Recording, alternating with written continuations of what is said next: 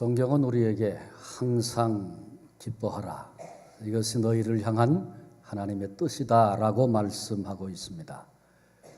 이런 얘기를 들으면 사람들은 나도 기뻐하며 살고 싶습니다. 그런데 기뻐할 일이 있어야 기뻐하지요. 이런 생각, 이런 마음을 가진 현대인들이 이 땅에 수두룩합니다. 본래 인간은 기쁨을 추구하는 존재입니다. 사람들이 왜 술을 먹습니까? 기쁨을 추구하는 것입니다. 왜 마약을 합니까? 기쁨을 추구하는 것입니다. 김일성, 김정일, 김정은 기쁨조, 이름도 기쁨조예요. 노래, 춤 가르쳐서 시중 들게 하고 그리고 거기서 기쁨을 얻으려고 합니다. 모든 인생은 알게 모르게 기쁨을 추구하며 삽니다.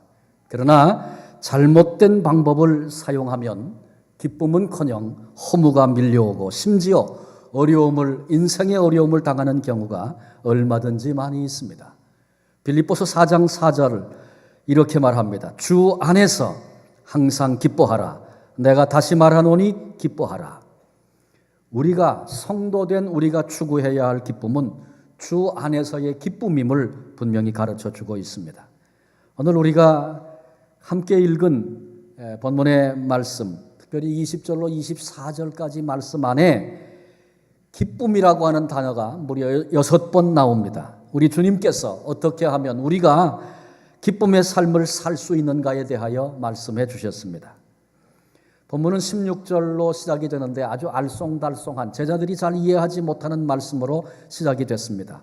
조금 있으면 너희가 나를 보지 못하겠고 또 조금 있으면 나를 보리라. 제자들이 이 말씀을 들으면서 도대체 이게 무슨 말씀이냐 도무지 모르겠다. 가면 가는 것이고 보지 못하면 보지 못하는 것이지 조금 있다가 또 보게 될 것이다. 그건 무슨 말씀을 하시는 것인가? 우리는 이때 예수님이 하신 이 말씀이 어떤 의미를 가지고 있는지 우리는 이미 알고 있습니다. 우리 주님께서 십자가에 죽으실 것을 말씀하시고 그러나 다시 사흘 만에 말씀대로 죽음의 권세를 깨뜨리고 부활하셔서 다시 만나게 될 그 일들을 말씀하고 계신 것 우리는 압니다. 우리 주님이 승천하셨지요. 그리고 다시 재림의 주로 오셔서 얼굴과 얼굴을 대할 그날이 우리에게 있다는 것 우리는 알고 있습니다. 그런데 이 말씀을 주님께로부터 듣는 당시의 제자들에게는 이 말씀이 도대체 이해가 안 되고 납득이 안 되는 그런 말씀이었습니다. 우리도 성경을 읽다가 이해가 안 되는 부분이 있을 수 있습니다. 이 말씀과 이 말씀은 서로 부딪히고 모순이 아닌가 그렇게 느껴질 때도 있습니다. 그러나 그것은 내가 몰라서 그런 것입니다. 나중에 그 비밀이 밝혀지고 알아지면 분명한 답이 있구나 깨닫게 됩니다. 그러므로 우리는 성경을 읽을 때 내가 둔해서 내가 부족해서 이해가 되지 않는다고 해서 의심하고 또는 헷갈리고 그럴 필요 없이 이 말씀에는 반드시 답이 있어 이런 믿음을 가지고 성경을 읽는 지혜가 우리에게 필요합니다. 예수님의 말씀은 모순이 아닙니다. 우리들이 이해하지 못하는 부족이 있기 때문에 한계가 있기 때문에 그런 것입니다. 그런 한계를 가진 자들이 도대체 이게 무슨 말씀이냐 그렇게 대화를 나누고 있는데 20절에 예수님께서 내가 진실로 너희에게 이르노니 너희는 곡하고 애통하겠으나 세상은 기뻐하리라. 너희는 근심하겠으나 너희 근심이 도리어 기쁨이 되리라 말씀하셨습니다. 그런데 이 말씀도 우리는 분명히 알지만 제자들에게는 이해가 안 되는 말씀입니다. 예수님이 곧 십자가에 죽으실 것이죠. 주님이 십자가에 달리시면 세상은 기뻐할 것입니다. 그러나 제자들은 애통하게 됩니다. 그럼에도 주님께서 죽음의 권세를 깨뜨리고 부활하시게 되면 너희들이 기뻐할 때가 반드시 올 것이다. 주님이 부활하실 것을 내다보시고 그렇게 주님이 말씀하셨어요. 그래서 20절 끝부분에 그 근심이 도리어 기쁨으로 바뀔 것이라고 말씀하셨습니다. 이 말씀의 정확한 의미는 옛날에는 근심했지만 앞으로는 언젠가는 기뻐할 때가 올 것이다. 이런 막연한 말씀이 아닙니다. 너희에게 있는 그 근심 자체가 기쁨이 될 것이다. 그런 말씀입니다. 오늘 본문에 예수님께서 기쁨에 대한 중요한 메시지를 주고 계신데 그 핵심적인 메시지가 근심이 곧 기쁨이 된다는 것입니다. 한번 옆에 분에게 얘기해 보실까요? 근심이 기쁨입니다. 그런데 대체로 표정을 보니까 뭔 소리를 하는 거냐 그러시는 것 같아요. 근심이 근심이지 어떻게 근심이 기쁨이냐 그러시는 것 같아요. 여러분, 제자들이 왜 근심했습니까? 예수님께서 십자가에 달리셔야 하기 때문에, 십자가에 죽으시기 때문에 제자들이 근심할 수밖에 없습니다. 그렇다면 제자들이 왜 기뻐했습니까? 그것은 예수님께서 우리의 허물, 우리의 죄, 영원한 형벌과 멸망 친히 몸으로 받으시고 십자가에 대신하여 구속의 죽음을 죽으셨기 때문에 제자들은, 그리고 성도된 우리들은 기뻐하는 것입니다.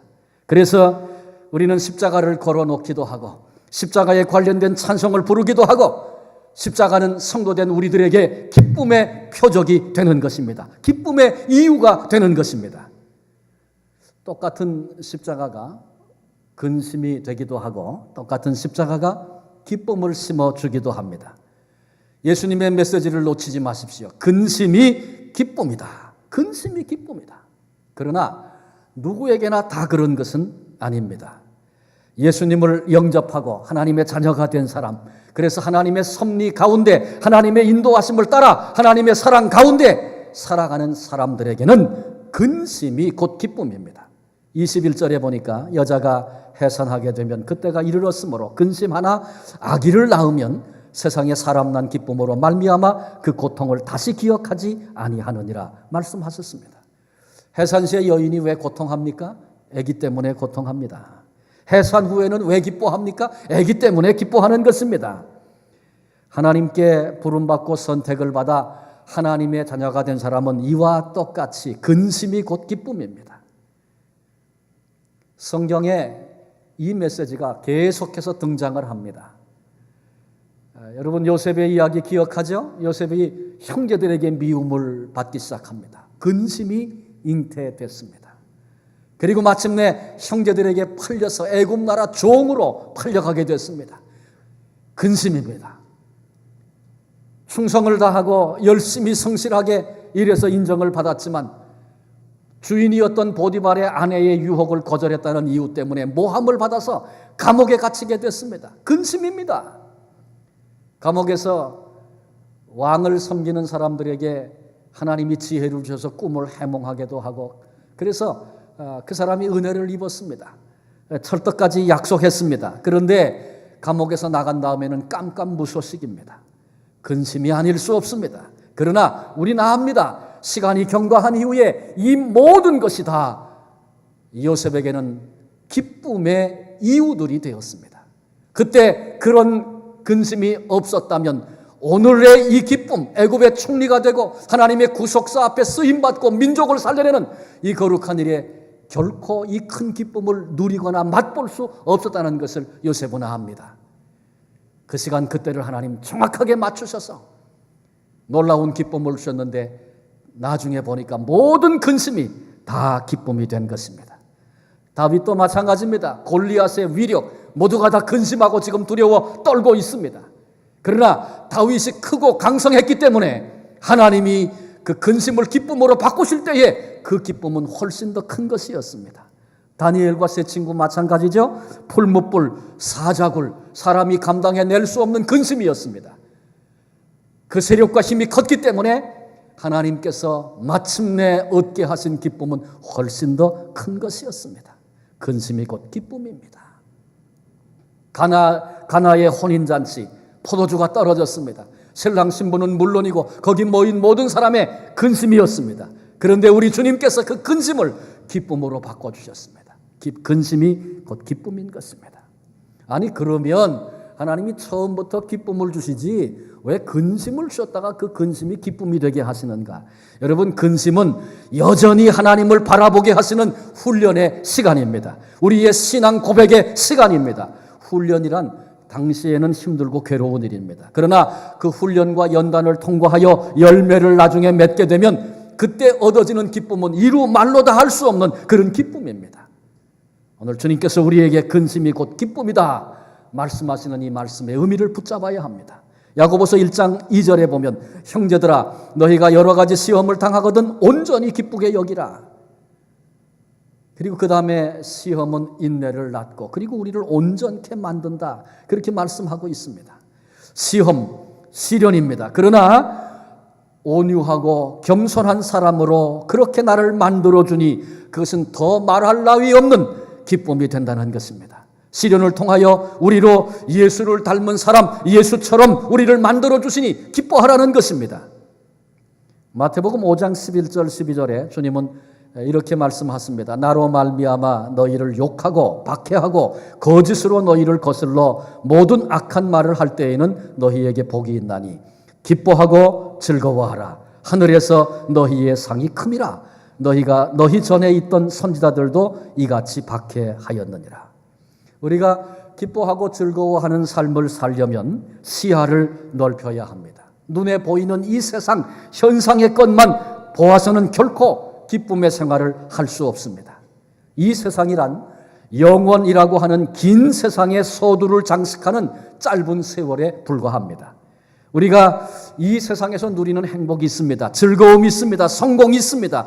그러나 이런 모든 것들은 우리가 장차 천국에서 누리게 될 그 영원한 기쁨과 행복과는 비교도 되지 않는 것입니다. 우리 가운데 아버님을 지난 주간에 잃은 하나님께 보내드린 그런 슬픔을 당한 형제 가정이 있습니다. 우리 박진만 장로님 하나님께서 부르셨는데 아마 그 가족들은 모두가 다 장로님이 생애 속에 아주 건강하게 행복하게 좋았던 그런 때를 다 일일이 기억하실 것입니다. 그러나 이 땅에서 아무리 기쁘고 행복했어도 즐거웠어도 지금 하나님의 나라에서 받고 누리시는 그 영광과는 비교도 되지 않는 것입니다. 그러니 우리가 괜한 미련을 부릴 때가 참 많이 있지만 사실로 결과적으로 본다면 우리가 이 땅에서 뭘 누리고 살든지 간에 그것보다 당장 하나님이 우리를 이 순간 우리를 부르셔서 영원한 하나님 영광의 나라에 세워주시는 것, 그것이 내게는 최선입니다. 바울은 이 비밀을 알았기 때문에 육신의 옷을 벗고 하나님 앞에 가는 것이 내게는 더 좋다. 그는 그렇게 고백을 했습니다. 그럼에도 우리 주님께서 우리를 당장 데려가지 않으시고 여기 아직도 이 땅에 두시는 것은 이 땅의 삶 가운데는 사명이 있기 때문에 그런 것입니다. 이 복음을 모르고 이 영원한 기쁨을 알지 못하고 영원한 형벌을 향하여 나아가는 수많은 인생들, 우리들을 통해서 그들에게 복음이 전해지고 선교의 귀한 사명 감당하고 하나님 나라를 위해 기여하다가 마침내 그 영광 앞에 하나님이 우리를 세워주시려고 아직 우리를 사명의 자리에 남겨두신 것입니다. 이런 시야가 우리에게 생겨질 때 기쁨의 삶을 오늘 누릴 수 있습니다. 그때 비로소 근심이 기쁨이구나 실감할 수 있는 것입니다. 주님 말씀하셨기에 근심이 기쁨인 줄로 믿고 사는 복된 성도들이 되시기를 바랍니다. 그런데 여러분, 이런 말은 안 믿는 사람, 세상 사람들도 합니다. 이런 말 있지요. 세옹지마 혹은 전화위복, 이런 말 있잖아요. 시험이 기쁨이 되는 경우를 그들도 경험했기 때문에, 그런 경우가 있기 때문에 이런 말이 생긴 것입니다. 미국 알라바마주 남쪽에 작은 마을이 하나 있습니다. 이 마을은 100여 년 동안 단지 목화 농사만을 지으면서 그렇게 존재하던 마을이었습니다. 근근히 생활해 갔습니다. 그런데 어느 해 바굼이라고 하는 해충이 생겨져 가지고 잘 연그른 그 목화를 다 망쳐버리고 말았습니다. 하나도 수확하지 못했습니다. 한 해가 마무리되고 새로운 해를 맞았는데 농사 또 져야 되는데 해충에 대한 두려움이 있었지만 해본 일이라고는 목화 농사밖에 없으니까 목화 농사 또 졌습니다. 그런데 해충이 사라진 줄 알고 기대를 가지고 농사를 짓고 또 수고했는데 이 해충이 숨어 있다가 다시 나타나가지고 모든 농사를 또 망친 거예요. 2해 농사를 못 졌습니다. 많은 사람들이 그 마을을 떠나기도 했습니다. 3년째 되던 해에 무엇을 심을까 궁리를 했습니다. 우리 목화밖에는 모르지만 좀 용기를 내서 이번엔 한번 땅콩을 심어보자. 사람들이 의논을 해가지고 그래서 그 해에 땅콩을 심었습니다. 그런데 목화의 치명적이었던 해충은 땅콩에 아예 접근조차를 못했습니다. 뿐만 아니라 그 해의 땅콩 수요가 높아져서 많이 늘어나서 한 해 그 해 수확을 해가지고 한 해 동안 거두어 들인 것이 두 해 손해 본 것 다 보충하고도 넉넉히 남았습니다. 이들은 목화만 계속했다면 여전히 근근히 살았을 터인데 해충 덕분에 이제는 땅콩을 심고 부유한 마을을 이루게 된 것입니다. 그래서 그들은 마을 광장에다가 기념비를 세웠다고 합니다. 해충을 마치 동상처럼 만들어가지고 거기다 세워놨어요. 해충 때문에 우리의 사고가 바뀌고 삶이 달라졌다는 것입니다. 근심이 기쁨이 된 하나의 예입니다. 직장에서 직장 생활을 하던 중에 불경기를 만납니다. 그래서 우여곡절 끝에 결국은 해고를 당했습니다. 다른 직장 알아보려고 하는데 도대체 길이 열리질 않습니다. 하다 안 되니까 한 번도 해본 적이 없는 비즈니스 시작을 합니다. 비즈니스 시작했는데 뭐 그 쉬웠겠어요. 우여곡절을 겪었는데 놀랍게도 나중에는 크게 그 비즈니스로 성공을 하게 됐습니다. 그 사람에게 묻습니다. 당신 생에 가장 기뻤을 때가 언제입니까? 예, 이제 생각해 보니까 해고되던 그날이 내게는 가장 기쁜 날이었습니다. 뭐 그날 즐거워는 안 했죠. 괴로워했고 힘들어했어요. 근데 나중에 보니까 그날이 기쁜 날이었다. 그 의미를 깨달은 얘기입니다. 그렇습니다. 이것도 근심이 기쁨이 된 예입니다. 이런 일들이 있기 때문에 세옹지마, 전화위복 이런 말을 사람들이 합니다. 그렇다면 세상 사람들이 하는 이런 말들과 우리 주님이 근심이 기쁨이다 이렇게 하신 말씀은 어떤 차이를 가지고 있는 것입니까? 세상 사람들이 말하는 근심, 세상 사람들이 생각하고 있는 그 근심은 한마디로 얘기하면 기쁨이 되기도 하고 안 되기도 하는 그런 근심입니다. 근데 보통은 기쁨이 되질 못합니다. 세옹지마, 말을 키웠는데 말이 집을 뛰쳐나갔어요. 그런데 얼마 후에 여러 마리 말을 야생마를 끌고 들어왔다 그러죠. 그거는 정말 있을까 말까 한 그런 이야기입니다. 말 나가면 잃어버린 것입니다. 대부분은 그렇습니다. 그런데 그런 일도 있다 그런 것이죠. 비즈니스 우여곡절 끝에 했는데 성공했다. 그것이 쉽지 않습니다. 자기 자신이 노력도 물론 필요하고 때를 또 잘 만났고 그걸 또 분석해 보니까 환경이 잘 들어맞았고 그래서 그렇게 됐다. 근데 보통은 그렇게 잘 되질 않습니다. 그러나 우리 주님 손에 붙잡혀서 하나님의 아들로 하나님의 딸로 살아가는 사람들에게는 모든 근심이 기쁨이 된다는 사실을 믿고 사는 성도들이 되시기를 바랍니다.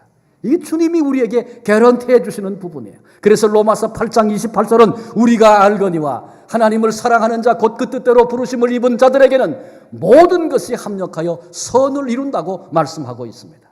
모든 것이 합력하여. 이 성경이 말씀하고 있는 모든 것은 문맥상으로 볼 때 고난을 의미합니다. 고난이 합력해서 마침내 선을 이룬다고 선언하고 있습니다. 하나님은 천지 만물을 지으신 분이십니다. 지금도 기적을 일으키시는 분이십니다. 물리 법칙도 거부하실 수 있는 분이십니다. 머리카락도 세시고 공중에 나는 새도 하나님이 허락하지 않으면 한 마리도 땅에 떨어질 수 없는 지금도 절대 주권을 가지시고 섭리하시는 분이 우리 하나님이십니다. 그런데 그 하나님의 섭리 가운데 생기는 하나님의 자녀들이 만나는 근심, 이 모든 근심은 결과적으로 기쁨이 되는 것입니다. 성도들이 만난 근심은 모두가 다 기쁨임을 믿는 이 믿음의 성도들 되시기를 바랍니다. 우리가 받는 고난 가운데 흘리는 눈물 한 방울 한 방울도 우리 주님은 결코 잊지 않으시고 마침내 사용하셔서 선을 이루십니다. 우리가 인생을 살면서 마음에 받는 상처 참 힘들고 어렵죠. 그러나 우리 하나님은 하나도 낭비되지 아니하고 마침내 그것을 쓰셔서 선을 이루시는 분이십니다. 그러므로 우리는 근심이 기쁨임을 신뢰하고 고난 가운데서도 기뻐하며 살 수 있는 복된 성도들 되시기를 바랍니다. 이런 얘기를 들으면 참 좋기는 좋은데 그 고난을 그 근심을 내가 잘 감당할 수 있을까? 이런 두려운 마음이 드는 분들이 있을 수 있습니다. 내가 그런 것들을 견뎌낼 수 있겠는가? 그래서 우리 주님은 이런 우리들의 마음을 아시고 다른 한 가지 약속을 본문에 하셨습니다.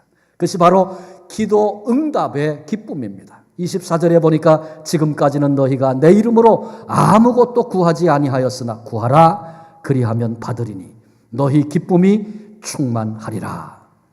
우리 주님께서 기쁨의 조건으로 기도 응답을 말씀하시면서 내 이름으로 구하라 그렇게 도전하셨습니다.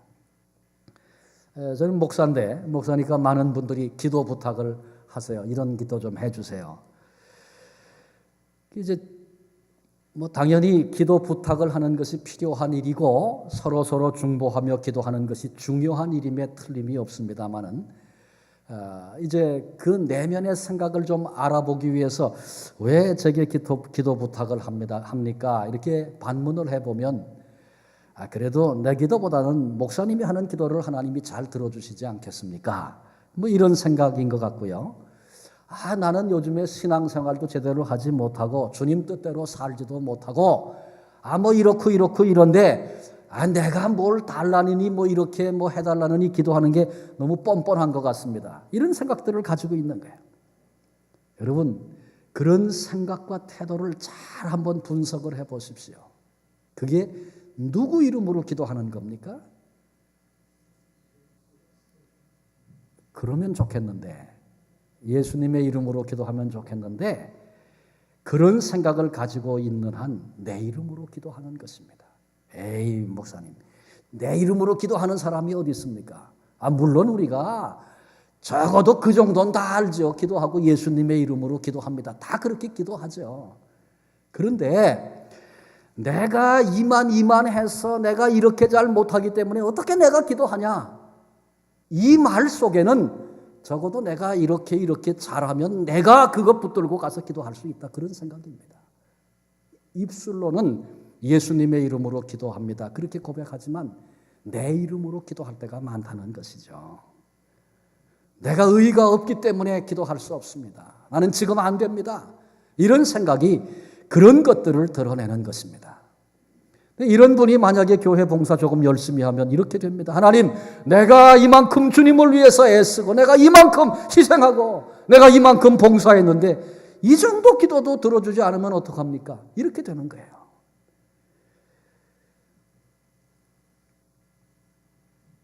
자기 이름으로 기도하는 경우가 얼마든지 많이 있습니다.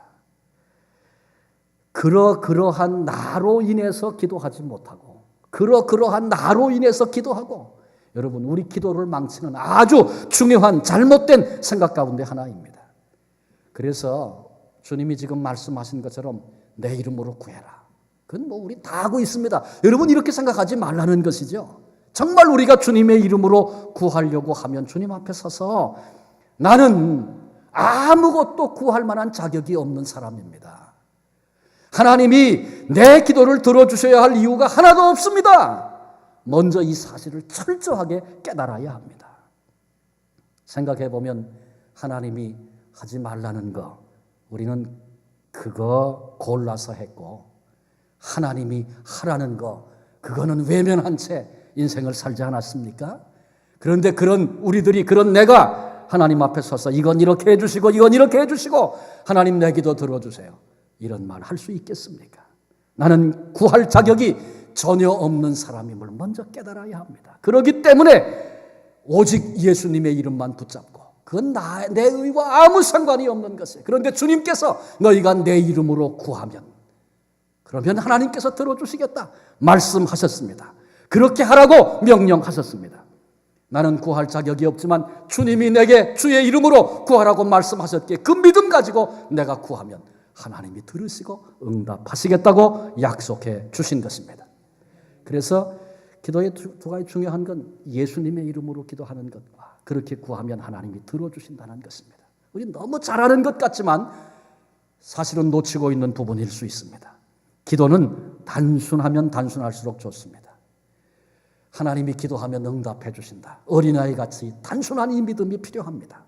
응답해 주시는 것이 정상이고 응답이 없는 것이 비정상임을 우리가 믿어야 합니다. 기도하면 하나님이 이루어 주신다.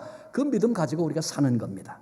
근데 그렇게 되면 기도 응답 받았다고 깜짝 놀라고 호들갑 떨고 이렇게 기도했는데 이랬다고 굳이 그럴 필요 없다는 거죠. 오히려 기도가 없을 때 하나님이 왜 응답해 주시지 않는가? 어떤 의미의 시간인가? 하나님 앞에 돌아다 봐야 할 그런 일들은 필요할 것입니다. 근데 하나님께 우리가 기도할 때 하나님이 왜, 우리는 응답을 받을 자격도 없는 사람들인데 왜 응답하십니까? 그것은 하나님이 하나님의 아들, 딸, 자녀된 우리들을 기쁘게 해주시려고 응답하시는 것입니다. 구하라 그리하면 받으리니 너희 기쁨이 충만하리라. 왜 하나님이 우리가 기뻐하는 것을 좋아하세요? 하나님이 우리를 사랑하시기 때문에 그렇습니다. 그래서 하나님이 사랑하는 하나님의 아들, 딸들이 기뻐하는 것을 보기를 좋아하시고 그걸 원하시고 그걸 즐거워하시는 거예요. 그래서 우리의 기도에 응답해 주시는 것입니다. 아기들이 어른들 앞에 재롱을 떤다 그런 얘기 하죠. 근데 저는 가만히 보니까 어른이 애들 앞에 재롱을 떨더라고요. 할아버지, 할머니, 어른들이 애들 앞에서 까꿍 그러고 이게 어른이 재롱 떠는 거지 무슨 애가 재롱을 떠는 거예요. 근데 어른들이 재롱을 떨어요. 우리 김 목사님 큰딸 아이가 지금은 좀 컸지만 아주 어렸을 때 제가 보니까 교인들이 들어오면서 거기 가서 인사하고 재롱 한번 떨고 그러고 들어오더라고요. 근데 왜 그런 거예요?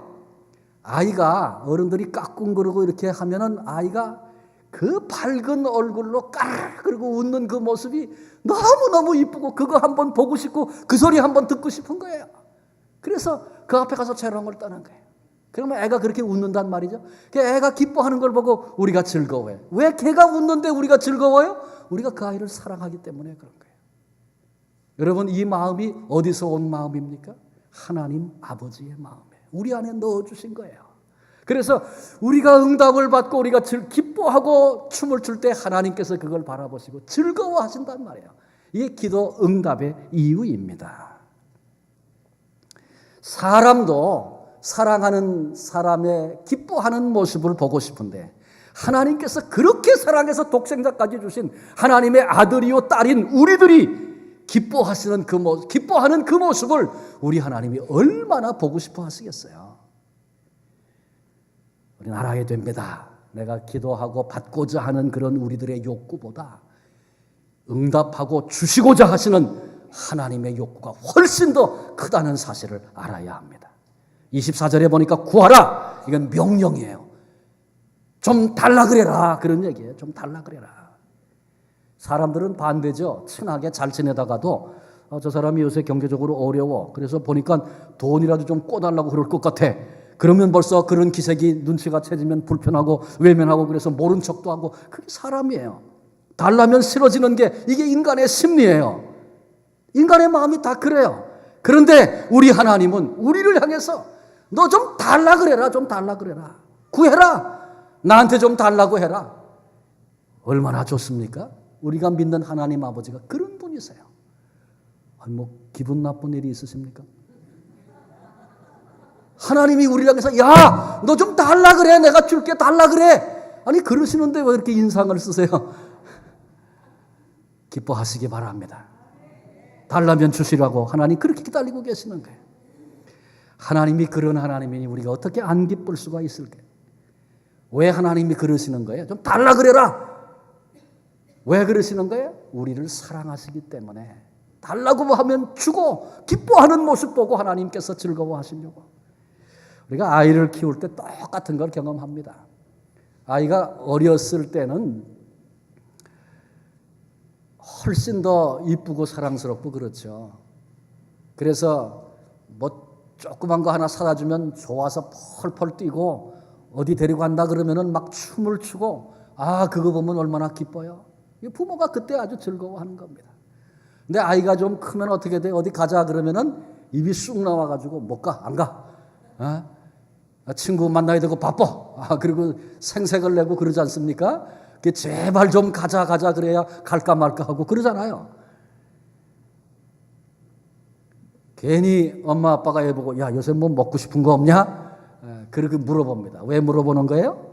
야, 좀 음식 맛있는 거 좀 사달라 그래라. 좀 구해라. 그러면 내가 좀 줄 텐데. 사랑하니까 그런 거죠. 제 늦둥이가 요즘에 사춘기입니다.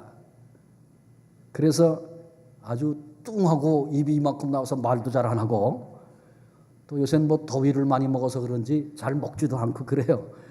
근데 어제 저녁인가 식사 시간에 밥을 먹다가 인석이 싱글싱글 웃으면서 간장게장이 먹고 싶다 그러는 거예요. 그런데 제 아내하고 저하고 짜고 약속한 것도 아닌데, 사줘야지 먹고 싶다면 그랬어요.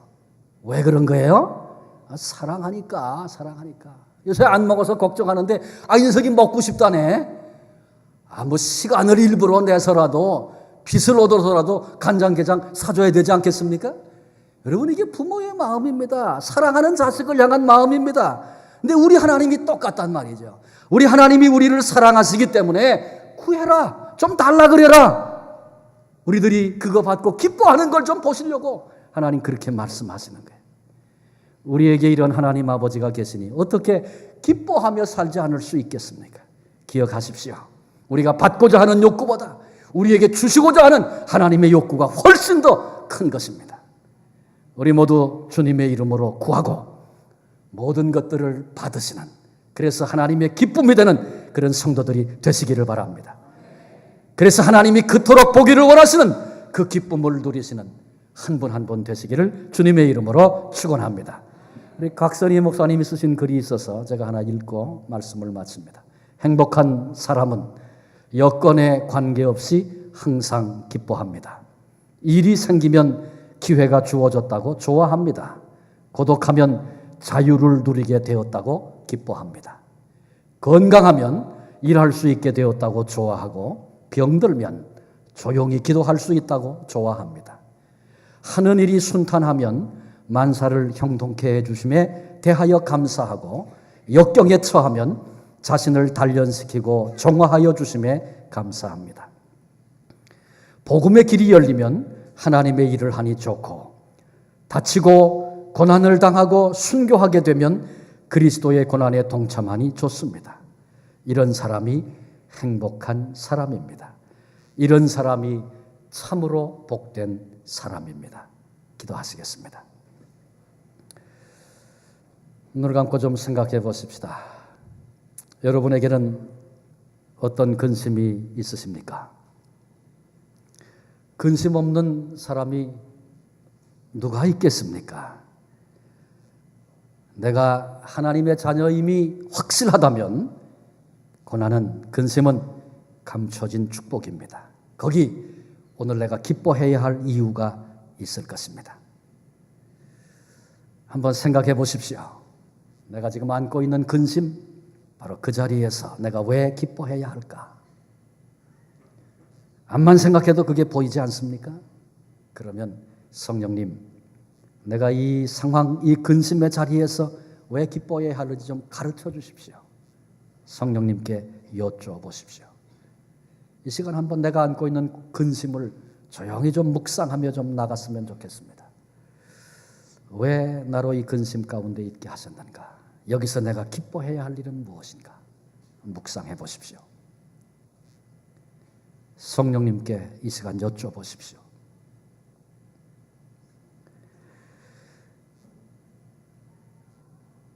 생각해 보니 확실하지는 않지만, 희미하지만 그럴 수도 있겠다는 마음이 드십니까? 붙잡으세요. 그리고 기뻐하십시오. 암만 생각해도 이유를 모르겠습니까? 우리 주님께서 근심이 기쁨이라고 선언하셨습니다. 주님의 말씀을 믿고 근심 중에 있지만 이제는 허락하신 하나님의 선하심을 신뢰하고 감사하며 기뻐하며 살겠습니다. 결단하십시오. 하나님이 우리의 생애를 바꿔 주실 것입니다. 하나님의 능력이 나의 존재를 변화되게 하실 것입니다. 사랑의 하나님, 우리는 수없이 근심하며 오늘을 살고 있는 존재들입니다. 그런 우리를 향해서 주님께서 근심이 곧 기쁨이라고 말씀해 주시니 감사합니다. 이유가 깨달아지면 더 말할 나위 없지만, 혹 이유가 깨달아지지 않아도 주님이 그렇게 말씀하셨기에 아멘 그러고 이제는 주님, 내가 이 근심을 기뻐하며 살겠습니다. 하나님께서 기쁨으로 나타나실 때가 다가오고 있음을 내가 압니다. 고백하며 이 믿음 가지고 살 수 있는 우리 모두가 되게 해 주옵소서. 문제마다 아버지 앞에 들고 나가 내 생각, 내 의가 아니고 전적으로 나는 구할 만한 자격이 없는 자지만 주님 말씀하셨기에 주의 이름 붙들고 구하며 하나님이 주시는 그 기쁨을 누릴 수 있는 기도의 비밀을 아는 자들이 되게 해 주옵소서. 이제 삶의 자리로 나아가 한 주간 생활하면서 밀려오는 근심의 순간마다 주의 음성 기억하고 근심을 오히려 기뻐하며 세상 사람들이 알지 못하는 그런 삶을 살 수 있는 신앙의 장부들이 되게 해주시고 그럴 때 세상에 빼앗지 못하는 그 기쁨을 누리게 될 줄로 믿습니다. 주님이 주시는 그 기쁨을 누리는 하나님의 사람들 삼으시고 주님 영광 받아 주시옵소서. 예수 그리스도의 이름으로 기도합니다. 아멘.